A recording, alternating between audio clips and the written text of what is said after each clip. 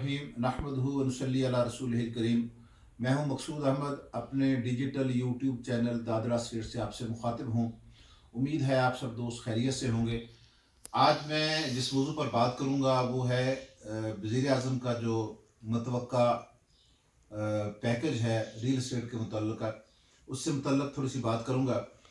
तो कल हमारी एक मीटिंग थी रावलपिंडी चैम्बर ऑफ कॉमर्स में, तो जिसको होस्ट कर रहे थे हमारे चेयरमैन स्टैंडिंग कमेटी करना आसिफ इकबाल साहब, जो कि हमारे प्रेसिडेंट रैका भी रह चुके हैं, अभी भी रजिस्टर्ड यूनियन जो है उसके वो प्रेसिडेंट हैं।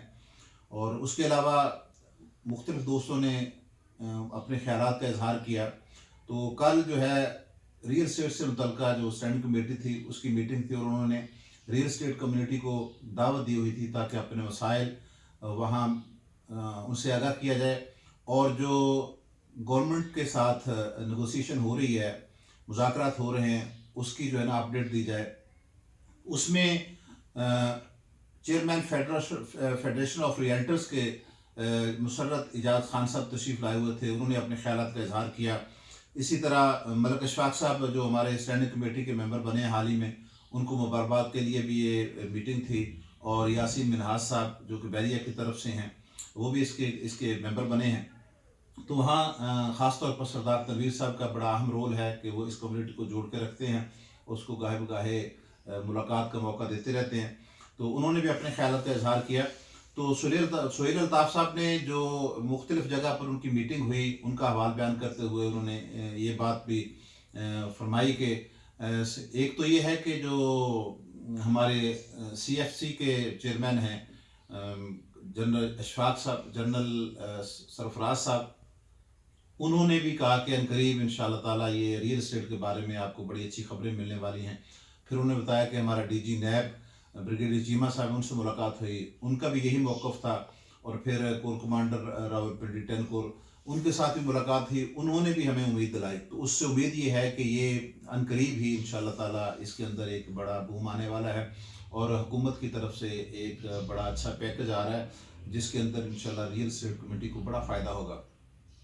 और उसके बाद मुसर्रत इजाज़ खान साहब ने अपने ख्यालात का इजहार करते हुए हुकूमती हलकों पर तनकीद भी की, और उनकी पॉलिसियों को जो है ना वो तनकीद का निशाना बनाया। और होता भी ऐसे ही है कि हुकूमतें सबसे पहले तो आती हैं और रियल इस्टेट का गला घुटती हैं, और उसके बाद फिर जो है ना साल 2 साल के बाद एहसास होता है कि ये तो हमने मीशत का भी बेड़ा गर्क कर दिया और लोगों का रोज़गार भी तबाह कर दिया।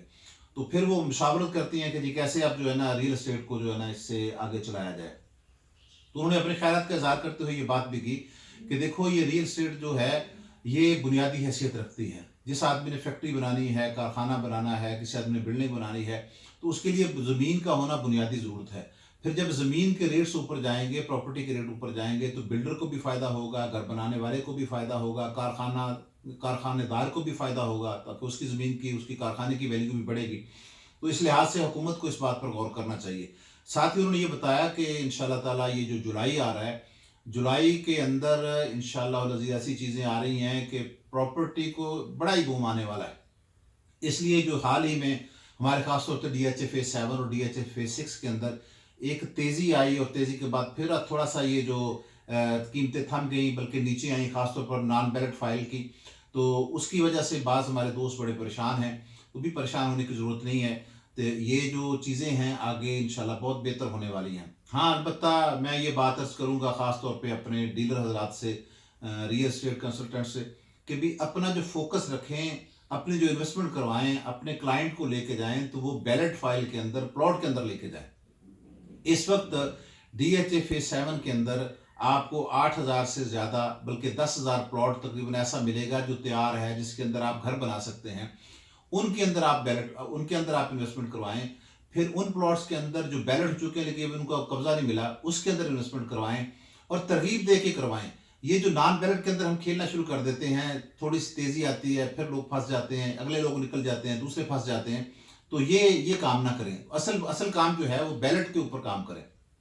एक और बार अर्ज करूं कि ये जो हमारी तेज़ी आती है और इसमें नॉन बैलेट में लोग जो है ना वो एक अल्लाह माफ़ फरमाए जुए की सूरत बन जाती है कि इधर से फाइल ली, इतनी देर सुबह से शाम तक 2-3-4 लाख रुपए का रेट का फ़र्क पड़ गया। इस तरह की चीज़ों ने आखिर नुकसान देना होता है। تو ان چیزوں میں نہ پڑیں، بیلٹ پہ کام کریں اور سالڈ کام کریں. اور یہ جو کل چیمبر کی میٹنگ ہے اس کے اندر یہ جو بڑی خوش آمد باتیں سامنے آئی ہیں کہ انشاءاللہ تعالیٰ ان قریب ہی یہ وزیر اعظم کا جو پیکج ہے IMF کی طرف سے تھوڑا سا بھی اس میں رکاوٹ ہے، لیکن اس کے باوجود حکومت بھرپور تیاری کر رہی ہے. یہ پیکج ان قریب آنے والا ہے، ٹیکسز میں چھوٹ آنے والی ہے، 7E ختم ہونے والا ہے.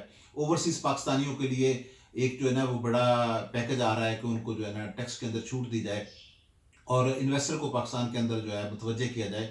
اور میں سمجھتا ہوں کہ انویسٹمنٹ کے لیے پاکستان کے اندر ریئل اسٹیٹ سے زیادہ بہتر جگہ اوورسیز کے لیے کوئی نہیں ہے. جی حکومت تھوڑا سا انیشیٹو لے اور اپنے ٹیکسز کو کم کرے اور جو ہے نا ایسا پیکج اناؤنس کرے، کنسٹرکشن کے حوالے سے پیکج اناؤنس کرے. اور جو ہونے جا رہا ہے تو آپ دوستوں سے یہ گزارش ہے کہ اس امید کے ساتھ کہ انشاءاللہ یہ ہمارے پراپرٹی میں ابھی بوم آنے والا ہے. یہ 2025 کا جو سال ہے یہ آپ یاد رکھیے پراپرٹی کا سال ہے، ریئل اسٹیٹ کا سال ہے. اس کے اندر اپنے عزیز و اقربا دوست احباب کی انویسٹمنٹ کروائیں اور ان کے لیے یہ بڑی فائدہ کی چیز ہے.